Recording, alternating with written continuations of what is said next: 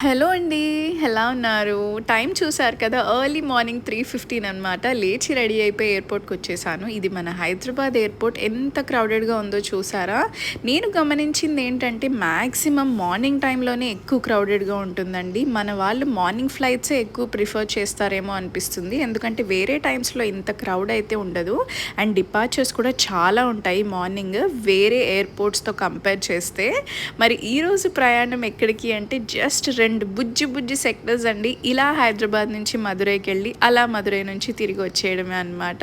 So, అలా వచ్చేయంగానే ఇంకా హైదరాబాద్ ఎయిర్‌పోర్ట్‌లో అరైవల్స్‌లో కొత్తగా ఒక స్క్రీన్ పెట్టారు. అందులో క్యాబ్ అండ్ బస్ ఏ టైంకి ఉంది అవైలబుల్‌గా అని క్లియర్‌గా రాశారనమాట.